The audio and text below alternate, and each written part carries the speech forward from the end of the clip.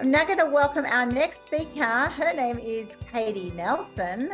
I'm super excited to have Katie come and join us, and she's going to be able to joining us for a longer period of time because one of our speakers was unable to come. So now we get double Katie. Woo! Exciting. You poor thing. You poor thing. Why are you doing that to these people? Although, I mean, how long have you been at this so far today? Oh my goodness. I started at 2 a.m. It's now 8 a.m. So 6 hours. Ooh, I'm still peppy. Well, then now I know why I'm here. I'm here to give you all a boost. I know you've been sitting here listening to all these amazing things and have all of these whirling pieces. So I'm just here to. But Katie, for those of you, I'm going to give you an intro though, Katie. You are the founder and CEO of Sales UpRising.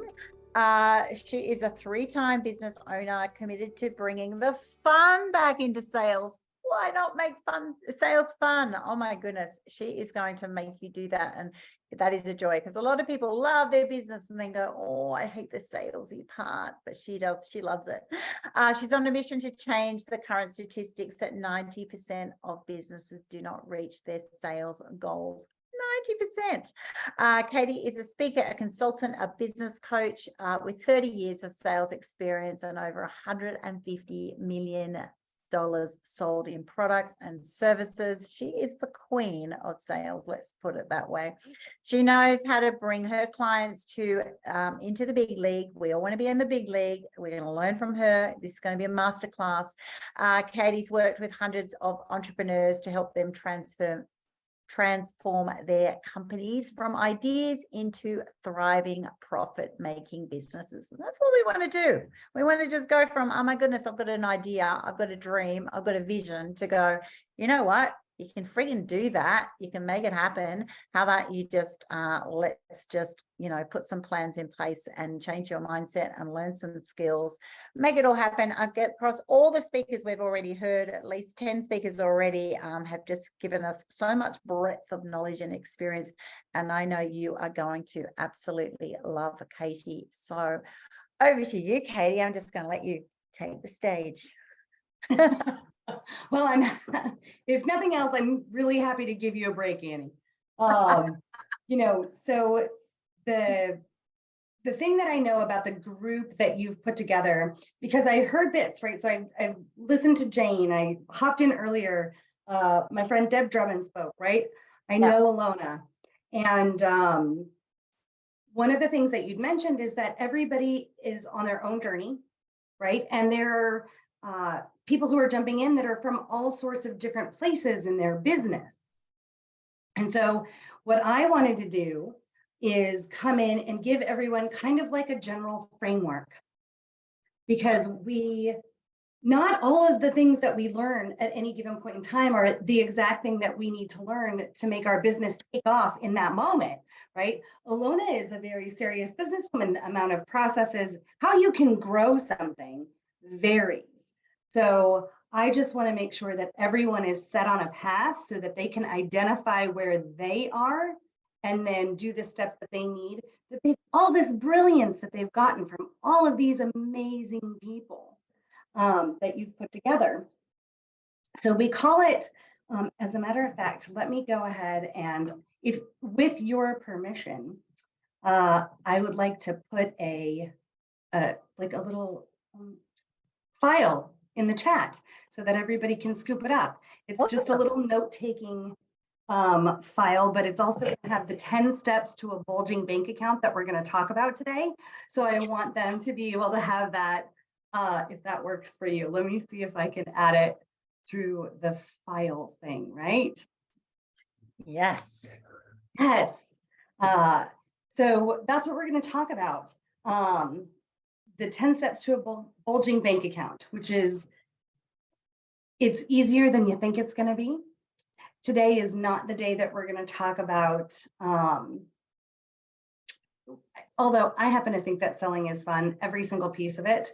We're only going to get so into that. But what I will tell you is that once you've identified where you are in your business and you know what your next steps are, it's a lot easier to like what you're doing. To Alona's point, and even it's entrepreneurialism is a lonely path, especially for those of us that start out on our own. And sometimes for those of us who stay here, right? And so it's nice we don't know who to trust. If we haven't gotten our first mentor or chosen to invest in our first coach yet, we don't necessarily know what we're doing. And it all feels at times like it might be against us. So I just kind of want to give everybody some context so that they can move forward. Okay, it should be there now. You'll have to let me know. Okay. Just appeared. Thank you. Brilliant. Yay. So first and foremost, when you start a business, and if you want to make some fat stacks of cash, I love that. Well, why wouldn't we, right? Even if you're the most purpose-driven and you decide to start a nonprofit, let's remember nonprofit is the back-end designation. It's a tax designation for a business. The amount of money that a nonprofit needs to generate, the amount of selling that happens in a nonprofit is massive, right? They need fatter stacks of cash because it has to go further. So at the end of the day, we're looking for fat stacks of cash. So I actually have a presentation. You want me to go ahead and share it with everybody? I have a PowerPoint. It's super short. Oh my goodness. You can do whatever you like. Well, you'd have to let me share my screen. Yep, I will. I'll give you some power. Hang on. Yay. There we go. Wonderful. Yes. Because what I want to do is get you all to a bulging bank account. Who doesn't love a bulging bank account? No one I know. So there we go. Oh yeah, then there's me. Cash flow is oxygen for your business. Annie did an amazing job of introducing me. Yes, I am a 3 times over business owner. The last business that I grew before Sales UpRising, I grew to a $6 million run rate. So hear the words, $6 million run rate in 2.5 years. I truly believe that this is why I now have gray hair, and I'm okay with that. Both of the businesses that I owned prior to becoming a business coach were both startups. They were both bootstrapped until they weren't, until we surpassed our 2 years and could get lines of credit and all of those things. And all 3 of my businesses have been successful beyond my wildest dreams. And that's a lot. And I'm still here and I'm not going anywhere anytime soon. So that's a little bit about me. This is what I want to give you all. There are 10 steps to a bulging bank account. And if you do them in order, so just like think about taking stairs, you guys. When you try to skip a step, it's a little bit more of a stretch, but you know the steps there. So it's not that they can't be skipped over, but if you take each step, you can go up them really, really fast, right? So for Sales UpRising and how we teach, understanding your stage of business, and you guys heard Alona talking about this in the last presentation, understanding your stage of business is almost everything because it's going to inform the next steps that you take. It's going to inform the business plan that you create. It's going to it informs all of our decisions. Understanding our stage of business and understanding the vision that we have for the business are the 2 things that are the most helpful in the beginning. So first and foremost, and this isn't anything anybody else can give you, the one thing out of this 10 steps is that you have to come with is your own commitment and desire to succeed. Nobody else is going to be able to provide that for you. What I know about Annie's people and all of our people is that this is a given. All of you, I know very few business owners, or at least the ones that are attracted to what I do and who I am, that decide to do this and have no real desire to do it and no real commitment to do it. They're kind of the opposite of that. They're all relatively type A+ people who are extremely hard driven and just want to do amazing things for the people that they serve. And if I had to place money on it, I would absolutely bet that that was the case for every single person who finds themselves in this 12-hour summit. Claiming your niche. So you've got your desire and your commitment to succeed. And you've heard this before. I think I heard that Annie mentioned that Deb talked about this, right? Claiming your niche is your second stage of business. What I want to tell you about claiming your niche, for those of you who have seen the movie Pretty Woman, this is a direct quote. They're slippery little suckers. Remember when she the snail pops out of her. Sorry, I love that movie. Your niche is a slippery little sucker. And what I mean by that is, as soon as you have it down pat, it's going to morph a little bit. And hopefully what that does is it will become a little bit clearer. Now that's never going to happen until you actually declare one that works, right?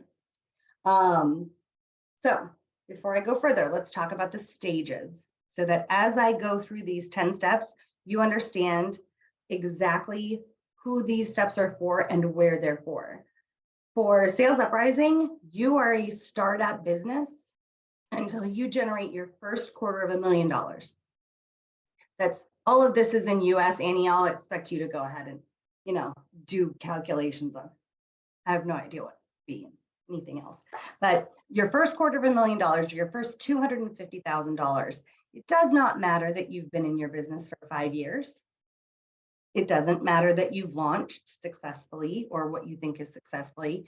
The reason why it's $250,000 US is because then you have proof of concept, especially if you're a services-based business. You know what that number tells you is that I know who my target market is. I know how to market to them. I know how to pull them into my pipeline. I know how to create relationships with them. I know what they need from me in an effort to know, like, and trust me.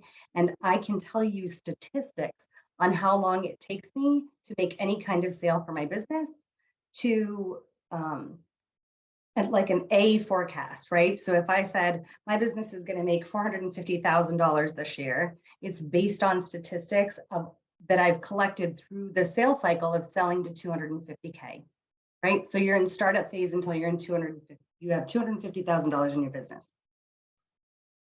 After that, you get into this place that's kind of like base, especially if you're a solopreneur. It feels great. You have these statistics, you know exactly who your people are, and it feels lovely. And it ends relatively quickly, because if you're looking to grow your business to 1 million, you can't stop there. So it feels great. And then immediately you feel like you need to go into expand. And this is going to be from 250K to maybe 750, maybe your first mil. And ultimately, and while I don't know any businesses that have gotten to this stage, although I'm sure there are, Thrive is the place where you're probably a referral-based business. Every system that you have set up just fires on all levels. You've got the right amount of staff to bring everybody in, onboard them, deliver to them, all of the things. So all of the pieces are working, right? What will also define those stages for you is ultimately your vision. What is your goal for your business, right? So as you're starting, you start with your desire and your commitment to succeed. That's your first step. Your second step is claiming your niche. And your third step is your secret juju. And I think it was Jane and Jill a little bit earlier that we're talking about. Everybody comes with their own story. Everybody comes with their own secret juju. So this is where you put yourself into your business. This is how you deliver a thing. I'm sure Annie could tell you how many coaches she's had on this call. I'm sure all of us are in one way or another. But one business coach doesn't look like this next business coach that looks like the next business coach, even if we all came out of the same program and say we all sold the same thing.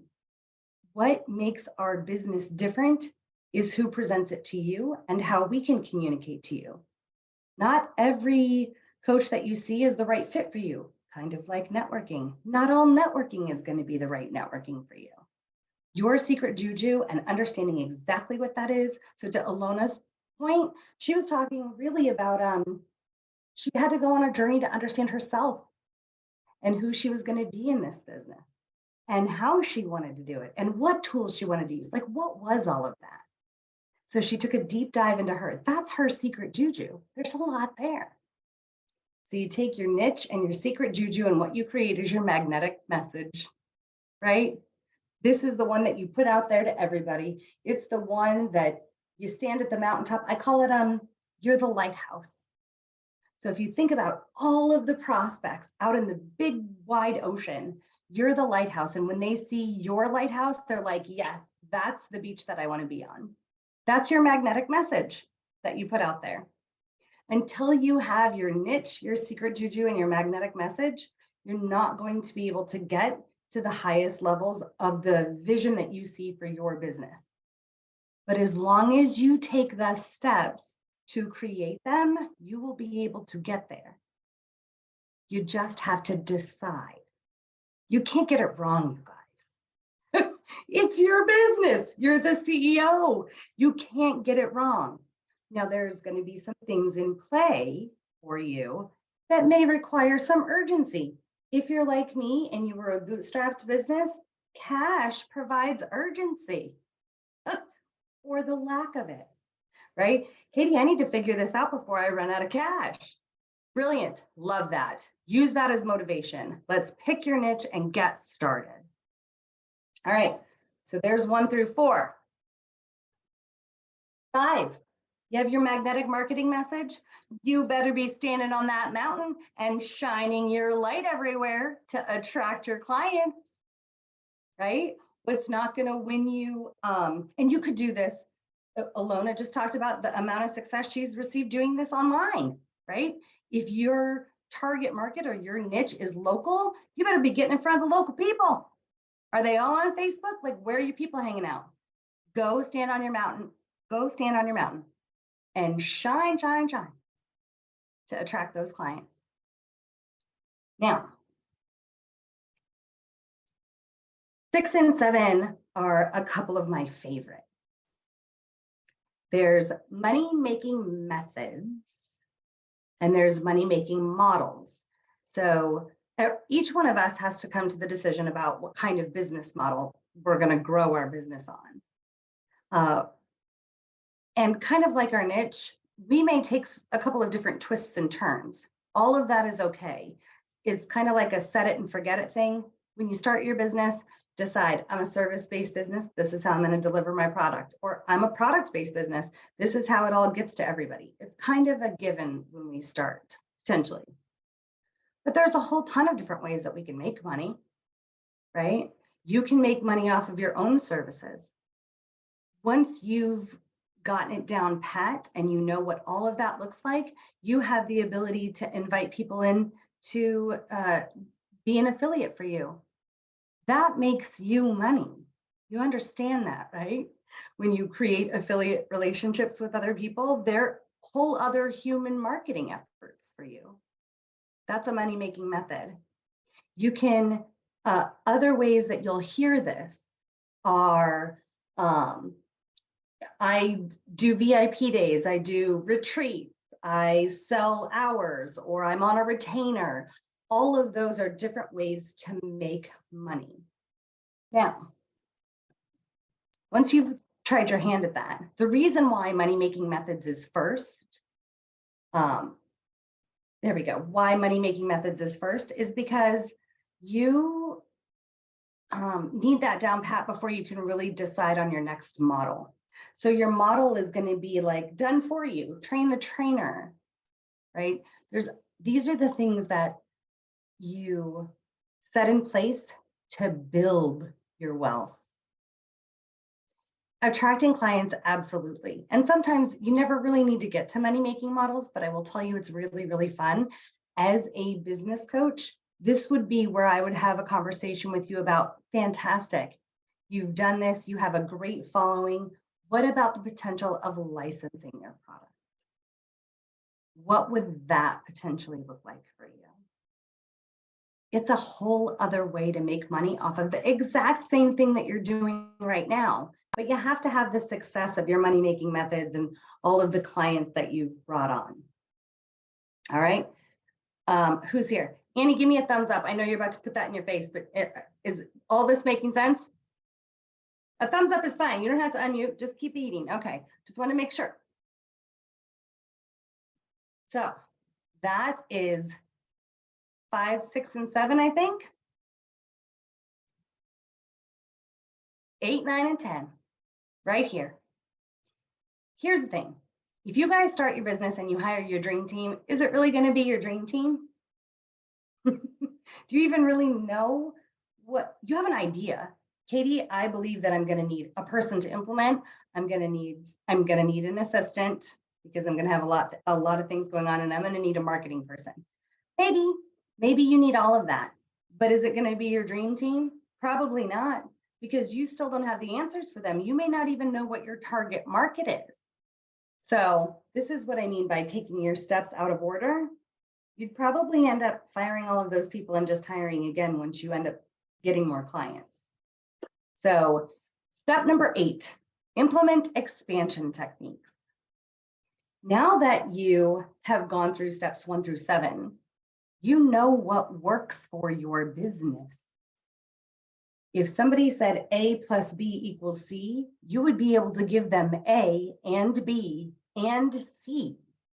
So because you have all of the data and all of the information that any expansion is going to require, you can implement your expansion techniques faster. Don't forget, this is all about putting money in your bank account faster than you would if you decided to take these steps out of order. You can put this right here because you know the standard operating procedures that work. You know what it looks like from the time you meet a prospect and they go in the top of your funnel, by the time they get all the way through qualification and presentation and closing the business or converting the business to a client. You know what all of that looks like. You know how much time it takes. You know what your client's experience is, right? When we're talking about avatars from a marketing perspective, we also talk about what we want our customer journey to look like. All of that is built in the beginning as we deliver these things. There's nimble and quick room for improvement and honing, and I call it polishing the diamond so that the diamond gets to be sparklier. We can't polish the diamond if we don't have anybody there giving us feedback or telling us that this is what they need from our client perspective. In the beginning, everything gets to be a guess, and that's okay.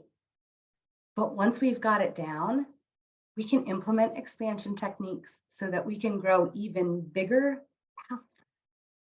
And that's one of the things that Alona was talking about. Systematizing is everything, because you never really want to do the same thing twice. If you know that when you're bringing on a client, you do A through H steps. For the second client you bring on, it may turn out it's A through L. All of those steps, you'll know what they are because you'll be writing them down. And then you're going to systematize them. Your business has the ability to grow faster as soon as you're not the one doing all of the things, right? E-Myth Revisited, right? We all know this book. It's what I call the chief cook and bottle washer book, but it's not. It's the manager, the technician, and the CEO. Ultimately, you're looking to get to be the CEO. This is the book that talks about how if you love baking, maybe owning a bakery is not the thing you want to do, right? You want to go work in somebody else's bakery so you can just bake and create all of the things. If you own a bakery, you have to pay rent on that bakery. You have to invest in all of these things. You're the one who's going to have to come up with the marketing. So if baking is the thing that you love and you want to own a bakery, know that you're going to have to do a lot of things before you're ever going to be able to really get back in the kitchen. Systematizing is the thing that really helps us not be a technician, not be a manager, and allows us the time to be the CEO in our business. And once we have our systems, step 10 is hiring your dream team. Now, this is what I want to tell you guys. The 2 businesses that I owned prior to being a business coach were staffing services. I couldn't tell you the amount of people I have hired and fired over the course of my decade in working in the professional services and IT staffing industry.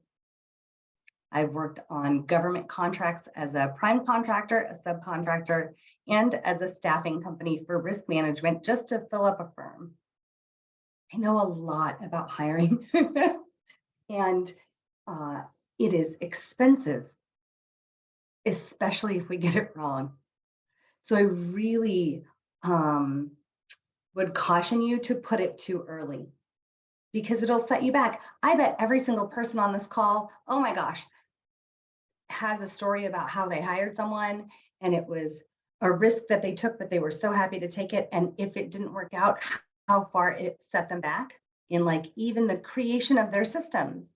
What if you hired someone to create your systems for you and they never did it? Think about how far back you would be, right? So hiring is absolutely a super sexy way that we can put more money in our bank account.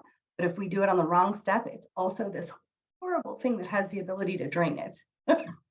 So just know that. And when we're talking about hiring your dream team, that gets to look a couple different ways. This is your dream team, right? We're not talking about on step 5, Katie, I got so busy that I needed to hire an assistant part-time, right? Unless part-time help is your dream, right? So for me, part-time help would never work. I want to own a very large firm. I need full-time people. So if you're saying, I just need help here and there, that's okay, right? I'm talking about the people who are going to have access to you all day, every day in an effort to move your business to the ultimate vision that you have, the biggest vision, the wildest and craziest, most profitable, that has the most fat stacks of cash in the bank business that you're looking to grow. So let me make sure I'm on time. I think I am. Okay. So there's a couple of other things that get in the way of our bulging bank account. But before I go into them, let me just see if there's any questions. Is everybody following along? All right, I'm going to say yes. And if you're on the replay, definitely put your questions in. Annie will make sure that we see them and get them and all of that good stuff. The thing I want to talk about now that's going to potentially trip you up on your steps is your money mindset. In addition to coming to your business with the commitment and desire to succeed, your money mindset, especially as you're growing, needs to be strong and healthy, because if it isn't, it's going to be the thing that sets you back on every single step, right? Who here has ever, and there's a couple of questions that I'm going to run you through, but I already know you. Like, I know that at any given point in time, we can come to the idea that, like, who am I to charge more, right? Imposter syndrome is real. And it might not be called imposter syndrome, but right, that feeling that I just don't have that much juice. Like, I can't charge $1,000 an hour for a thing. How does somebody even get to the point of where they're charging $1,000 an hour for a thing, right? Like, how does that even work? Just as an FYI, I don't recommend charging an hour, but it was an example. So money mindset needs to be clean. Remember, feelings aren't facts. So just because you feel like it is out of sync with you doesn't actually mean that it is. This is where going to your mentors and going to your coaches and going to your sisterhoods and your tribes and the people who have been through business experiences that are similar to yours will help you. Every single one of us has a story. Oh yeah, let me tell you what happened when it looked like this for me. And so go get support with that, because here is the thing. As we go through it, right? Oh, yes. And there's like 30 of these questions, right? If I raise my prices, I'll never find any clients. So you've had clients. Let's listen to the question. True or false? If I raise my prices, I will never find any clients. So you're already charging a certain price. And now you're realizing, because you said it and you forget it, you just had to declare a price so that you could, done is better than none. as my friend Angel Tessie says, done is better than none. So you had to set a price, you did, and now you're like, oh no. Well, so it turns out the value of this offering is a little bit more than that, but I'm not going to be able to find any clients if I raise my rates. How am I going to sell that? If you think that's true, we need to have a little zhuzh of your money mindset. If you buy into the paradigm that it is hard to make money, if you say true to that question, we need to do a zhuzh on your money mindset. And who am I to charge high rates is also needs to be false when you think about it. Because think about the things that you do in a day. And I'm not just talking about your expertise, right? You yourself come with a bulk of experience. Whether it's like me and it's a career and then running 3 separate startup companies, like it doesn't, if it's Alona having worked 15 years in corporate, my friend Kim Woods, who was 25 years in finance and corporate, right? Your experience comes with expertise. And now you run a business. So not only do you impart this amazing expertise into your clients and you provide solutions daily for them because you're really good at it, but you also are the chief cook and bottle washer. You also are the one who has to now figure out how to send out an invoice. You have to make sure you have systems that allow for payment. Please make sure you have those systems. Those are very important systems to me. Make sure you know how to take payment. You need to make sure that you've done the legwork to protect yourself legally as you are delivering these services, right? None of us, we could all lose our businesses if we don't protect them. If I don't have a contract that says this is what I deliver to you so that you can feel comfortable and safe knowing that if I don't deliver this to you, you as my client have the ability to say, but hey, Katie, it said right here you were going to get this to me. That makes our customers feel safe. You know that, right? Contracts are risk mitigation, not just for you, but for our clients as well. Do you think about it? When was the last time? Oh, this is a soapbox I could get on, but really and truly, when was the last time that you felt really comfortable doing business with someone who didn't give you a contract? Right? I don't feel comfortable with that. Sorry. So if you feel like money doesn't grow on trees, so back to the paradigms, and you can think about so many of them, right? Money doesn't grow on trees. It's so hard to make money. All of these things are a bunch of hooey. They're just sayings that like are now social norms that aren't really real. Even if your experience is, Katie, up to this point in my life, I haven't been good at selling, which if we took a look at it, I bet you've never been taught or been in a position where you had to. I've never been good at selling. I don't like selling. And so therefore, I already know that money is going to be a problem. So say that charging your worth wasn't a problem. Say that you didn't think it was hard to make money, but you just don't know how you're going to do it because you don't know how to sell, right? That's great. If that's the only thing you've got going, that is a skill set that can be taught to you. No problem. None of us, no matter how many millions of dollars I would have made, if I got a nickel for every time I've been told, you were born to sell. I can't tell you all how many times I've been told that. I don't even know what that means.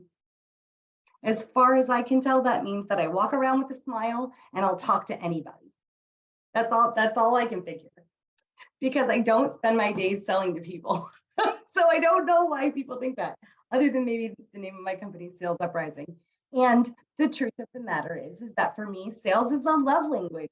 If you can say that you love your client and you have everything that they need in an effort to be able to get to that next place in their life that they need to get to, if you love them, then you will sell to them.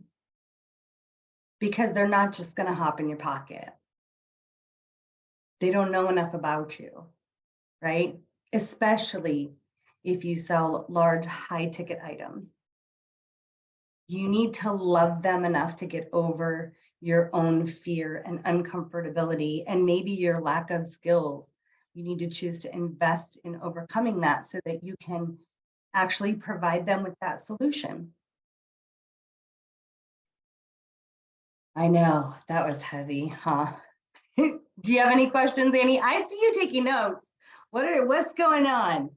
Oh my gosh, I'm just loving you. Totally. I'm taking notes. I'm having aha moments for my own business. I've just had a brainstorm of like just a whole new approach of clarity, like for me, how do I help people grow their global brand? I should have just had those listed, like all these extra clarity of don't just limit it to the little packages, have the bite-sized packages, things that you haven't even mentioned. I've just had aha moments as you're speaking. I feel like it's just like, whoa, amazing. Absolutely love it.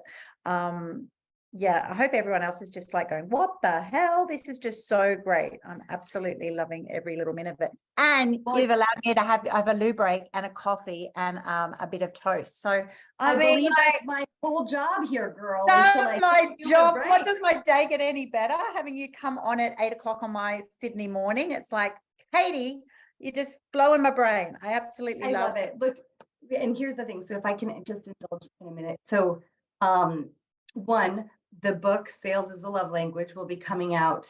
You're so welcome, Christine. Let me know if you have any questions. Will be coming out first quarter of next year. So I'll make sure that you have access to that. And I understand that I'm like the geekiest human when it comes to selling. I have been selling since I was 15 and a half. And it has provided me with my best friends, right? So here in the States, in Virginia, where I live, it is 6:38 p.m. And at this time, 12 hours ago, I was preparing for I was going to go speak locally for my best friend at one of her local chapters, right? I met her through this business 7 years ago. And we've developed an amazing friendship. And if I didn't do what I do, I would never have met her. Before her, my best friend, the one that I go traveling to like St. John's with for our big birthdays, she was a client of mine. Right? So she bought staffing services for her government contract. You guys, I really believe that if you don't choose to step into your sales power, you're being really selfish with you. Yes. Right. And imagine being selfish with you. I mean, seriously, stop being selfish with ourselves. Right? Like you're keeping me, right? Like I could want every single thing that every single one of you do, but if you don't offer to reach a hand out to me and ask me if you're the right fit for me, you're just being selfish. And how a potential client can read that is, oh, they think I'm not a good fit. They don't think that I'm good for them. My problems aren't things that they solve. Right? And none of us, when we think about it that way, none of us would ever choose to leave anyone. I mean, except for the people who actually don't fit, right? But we're much clearer about letting them know that. Nobody, I've never run across a person or a business owner who has a problem saying, you know what you need, I don't do. I'm the wrong business for that. We have no problem saying that. But if we really can help you, there are so many of us who it gets stuck like right here that can't just say, oh my gosh, you have a problem that I can solve. Would you like to talk about that a little more and see if I would be a good fit for you? You seem to be having a cardiac arrest on the road. It's kind of my specialty to offer you a life support. Would that be of value to you right now? Right. I love it. I love it. We look at that person who's having that heart attack like, well, so you just need to tell me that you want me and then we can talk about it. Yeah. Right? Like that's horrible. Absolutely horrible. It's crazy, isn't it? We are so slow to offer our services of things that we know we are skilled in, we're experts at, we're ready and available to serve them in that way, and we still hesitate. What the hell, ladies? Why? Why do we hesitate? For our own fear, for our own mindset blockages. It's just mental, right? Oh my gosh. It's all mental. It makes us mental. We're all mental, ladies. It's all right. It's okay. I'm quite happy to just, I'll say it first. We all have mental moments of like, what the, this is just, it's just great. Step into it. I love it. And the goal is to not stay there, right? The goal is to ultimately put yourself in a space where you can step back and understand that that's a behavior that you have. Each one of us, I am not good at everything in my business.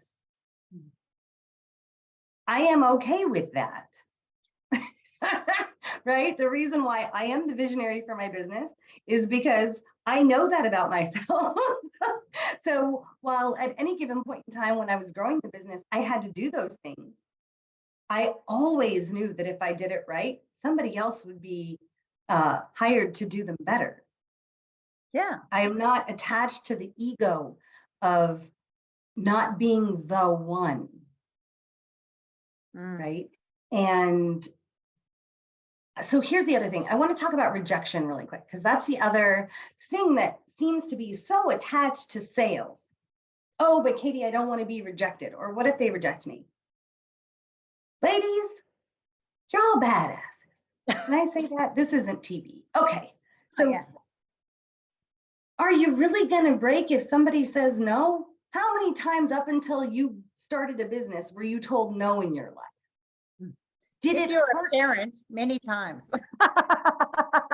It's so funny that you say that, because sometimes negotiation, which is an amazing skill set for sales, can so be honed when it comes to having your kids eat vegetables, right? So like negotiating skills should be taught in parenthood. Like you can learn them in parenthood. But we're told no on a regular basis. We're even told by our own selves, like, you want to take that ultra uber luxurious vacation, your bank account may tell you no. Like this, it happens on a regular basis. No happens more than yes in business on the regular. And so for us to get comfortable, just get comfortable with that. Ultimately, what you're going to see is that you love the no's.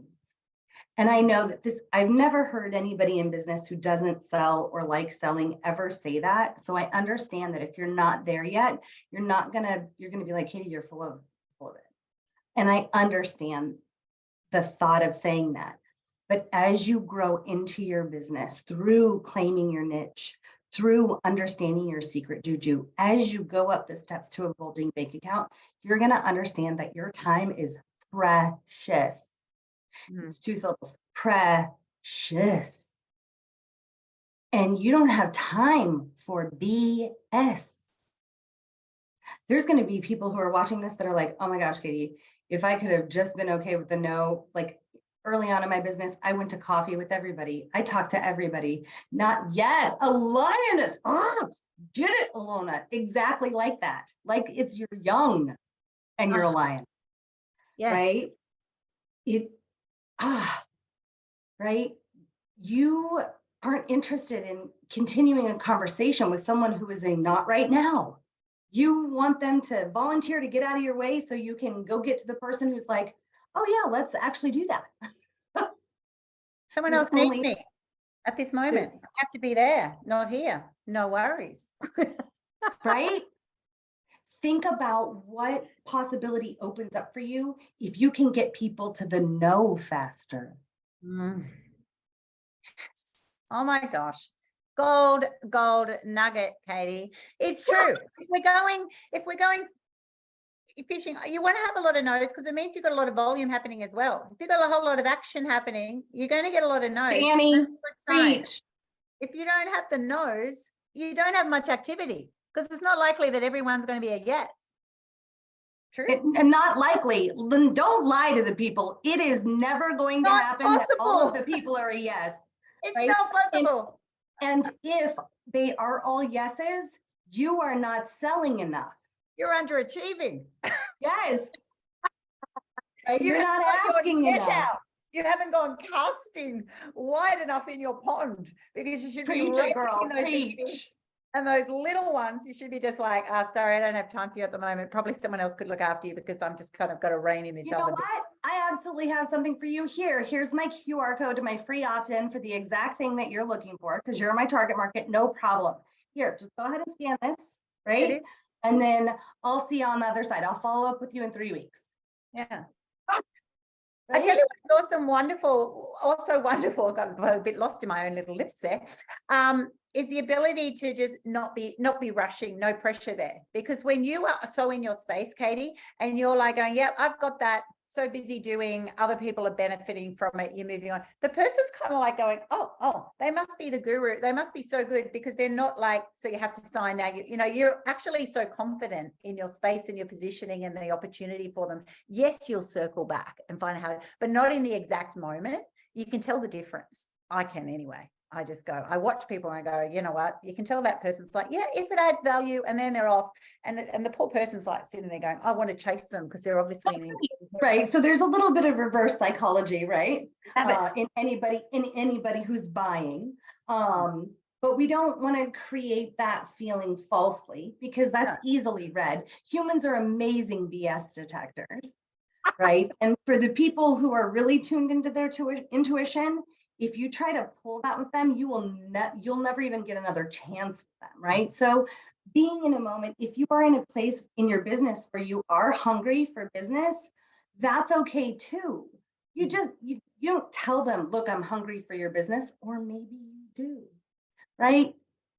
Don't think that sales conversations have to be what you think they are, or even the sales conversations that have been given to you, the ones that you hated, the super pushy ones, or whatever all that is, whatever that mental feedback is in your head about selling, know that you get to be you while you do it. You're not that person. You're not representing that company. You didn't take the training that they took. It gets to be you.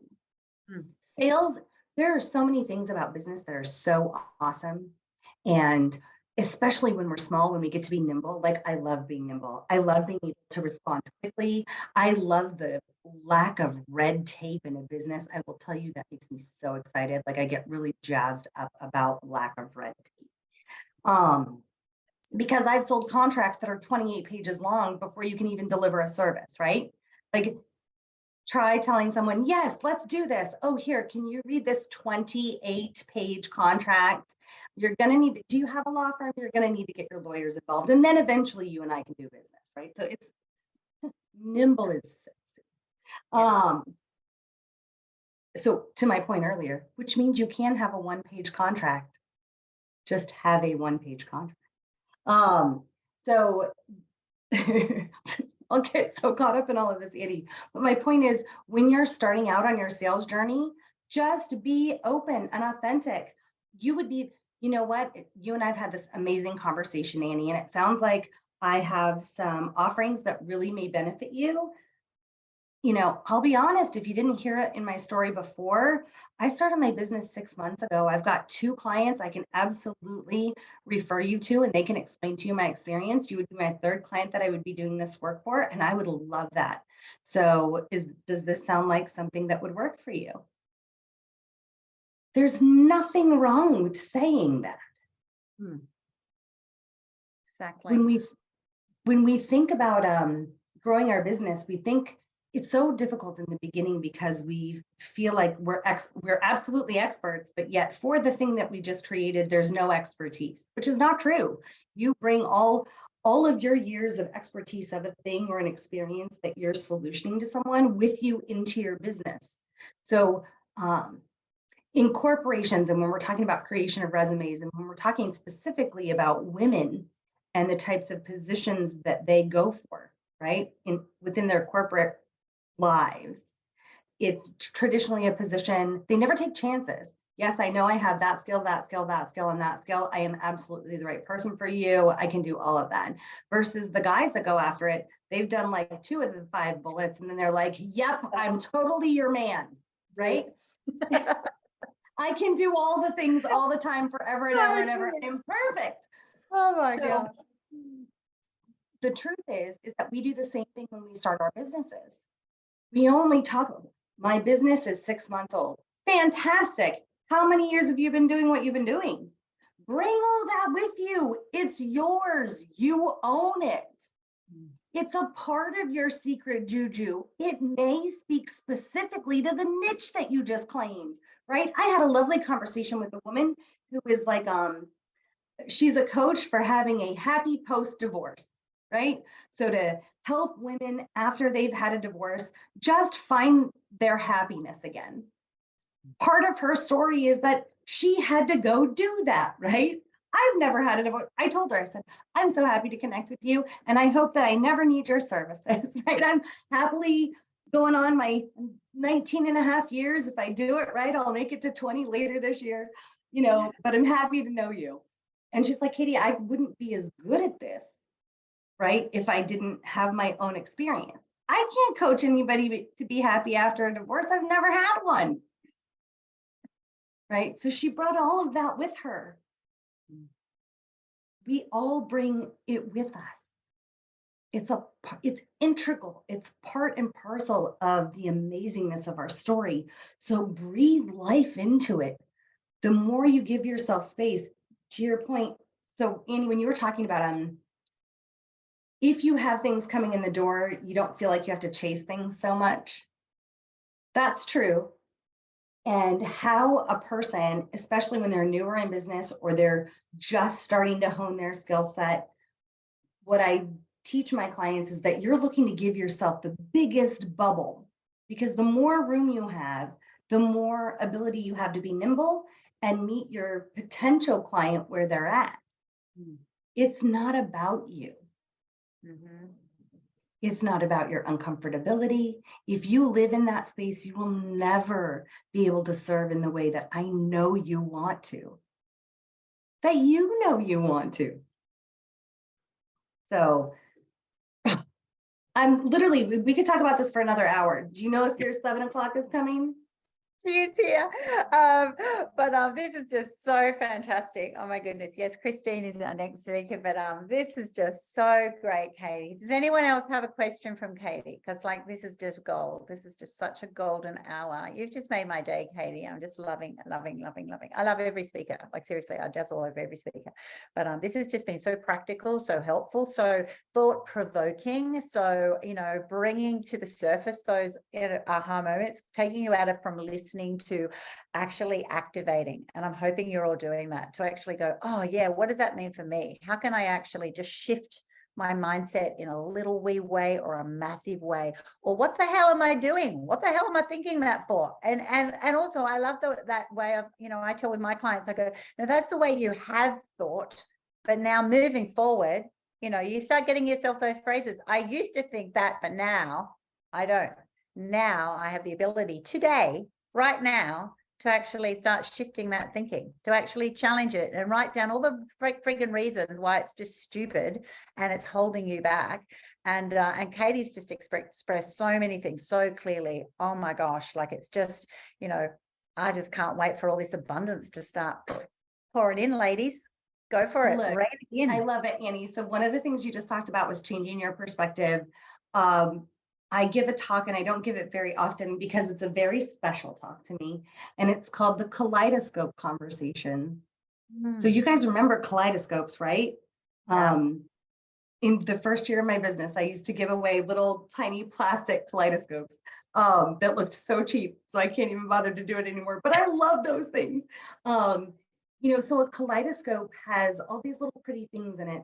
And what I tell people about their sales ability and their feelings on sales is that each one of us, right? So Christine, me, Annie, Jill, Esther, everybody who's on this call and who's watching the replay is their own kaleidoscope. If you don't like what you see, all you have to do is change it by 1%, and all of the pieces inside of you will make a different picture. You get to have that.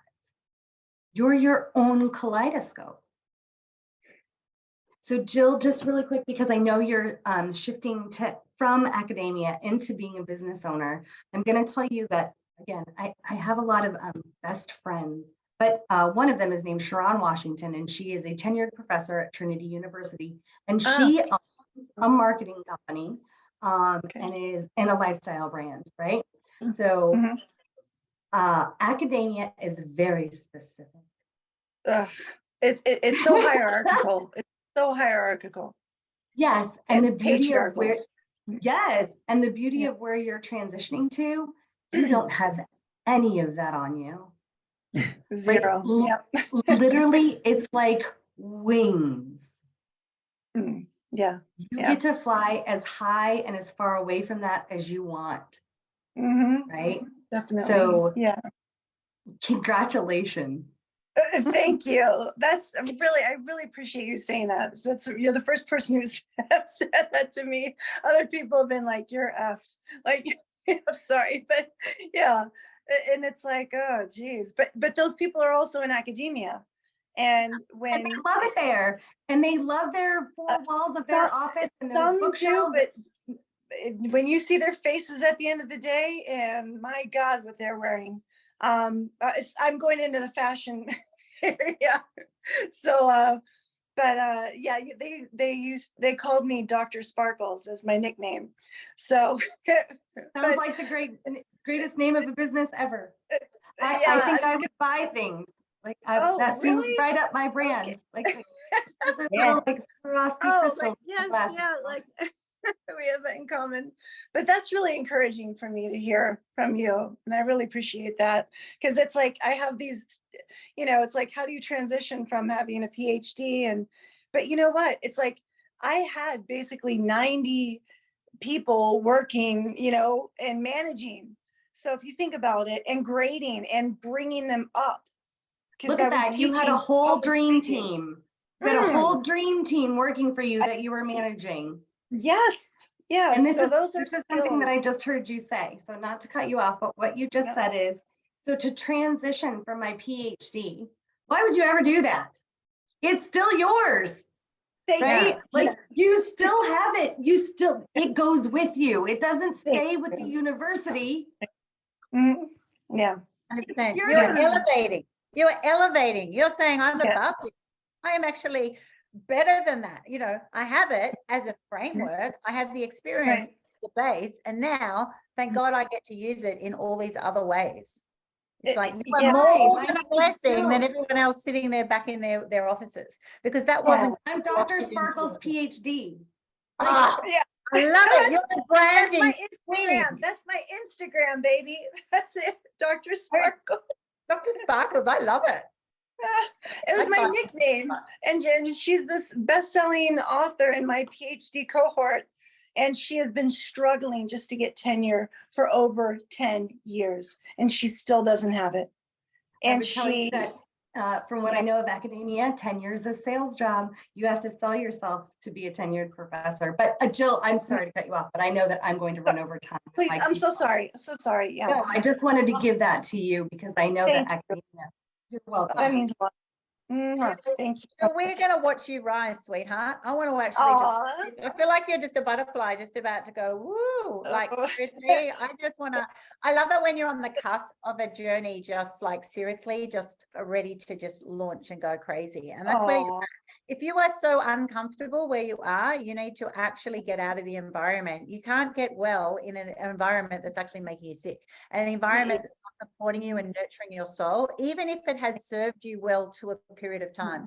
It doesn't mean that you haven't loved and valued everything that it has brought you. It has made you where you are today, but you've outgrown it.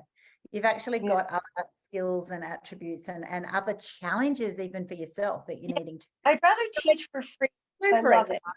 I would love the money that I'd make to just allow me to teach for free, because I love to teach. I love being an educator, but I don't like the rat race, and I love entrepreneurship. I love freedom. Yeah.